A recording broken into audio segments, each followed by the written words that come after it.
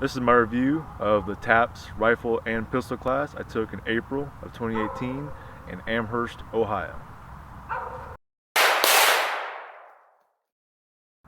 So my first impressions of the class when I rolled up with a couple other guys I went with is we got out, and before we even got our stuff out of the car and on the tables, you could hear Pat Max jamming out just some metal like you would expect.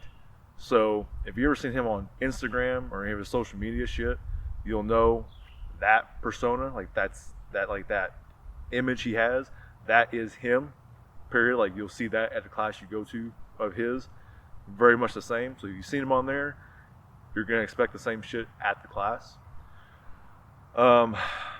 Things to note that he mentioned early in the class, other than we covered the 4 firearm safety rules, which is standard or fair. Did it his way, which was pretty much like everybody else, but in his style. We covered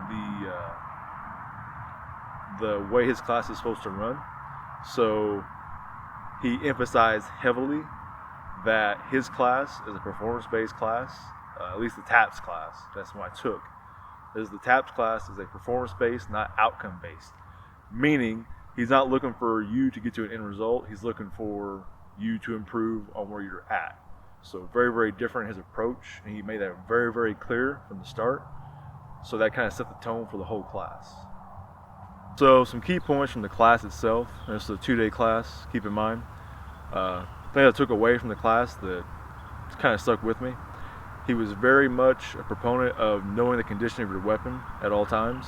So rifle, pistol, doesn't matter. Is the safety on? Is it loaded? Is the chamber loaded? Is the mag loaded? How many rounds are in the mag, roughly?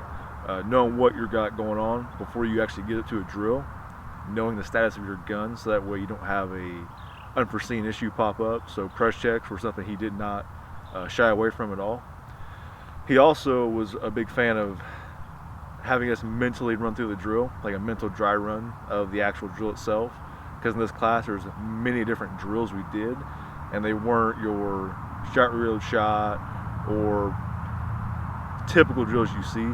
They were much more of either on a timer, or there's a certain pattern you have to do, or there's a certain order of events you have to do to perform the drill. And if you think your way through it, you can cut your time down a lot by just how you approach the drill versus being fast on the gun, fast on the trigger.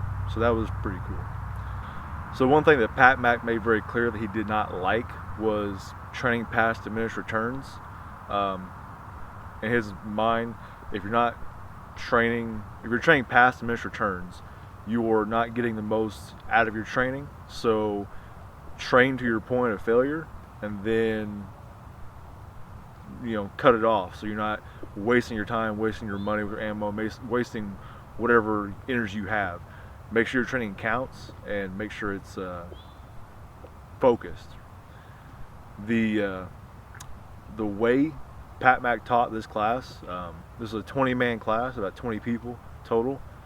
We broke up in like 3 or 4 groups, I believe, maybe 5, and he joined in with one of the groups. So there was not very much one-on-one interaction with Pat Mack.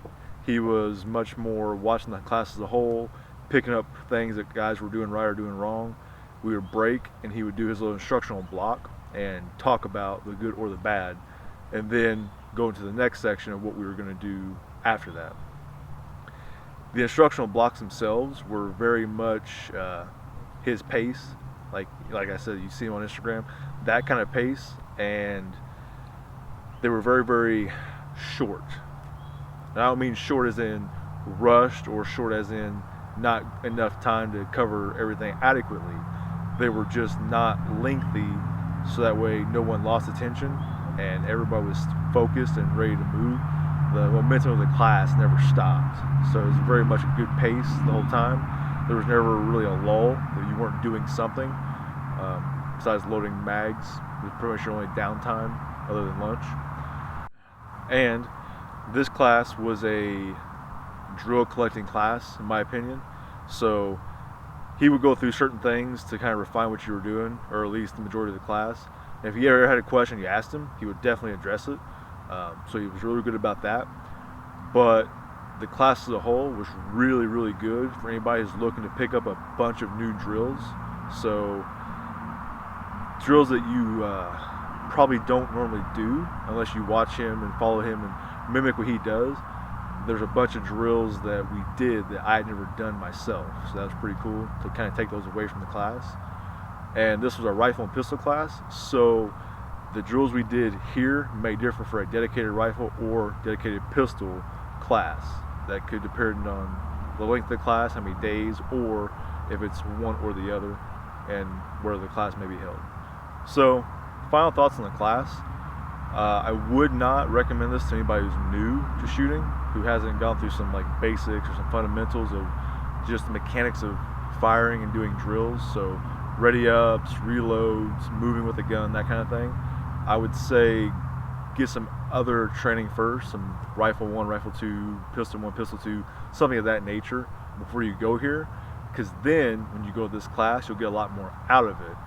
If you go there beforehand, I feel like you're not going to realize how much you're missing until you take this class, go there, and you come back or you think back on it and you realize, oh, I could have been doing a lot more quality training that would have made me better to do it in this order, to build upon itself, not kind of go back and forth, right? It's not like a specialty class per se, like a vehicle class or a room clearing class, but it's very much a refinement class that you can use to make what you're doing already better. So that's something I would recommend for sure.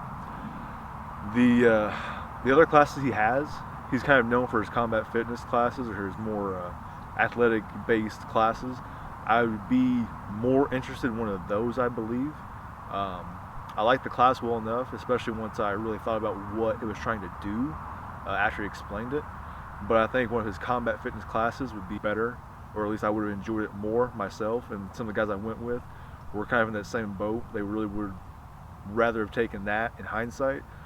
That being said, a lot of good stuff in the class if you pay attention and take good notes. So don't think that you're going to waste your time or your money. The rifle class, the rifle pistol combination class, I've seen some other reviews on YouTube about the rifle or the pistol. This one being blended. I don't know how it runs in comparison to the other classes. So, that being said, it may be better, maybe worse, I'm not sure. It depends if you want one or the other, or if you mind either way, or what have you. But I'm sure there'd be some differences between the two as far as the drill set you actually get to practice and take away from the class. So, kind of something to keep in mind.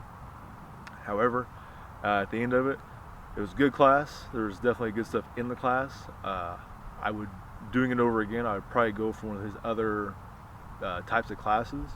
But that being said, I'm not upset that I took the class because it's still good and I enjoyed it. So that's been my review of the TAPS pistol and rifle class from Pat Mac.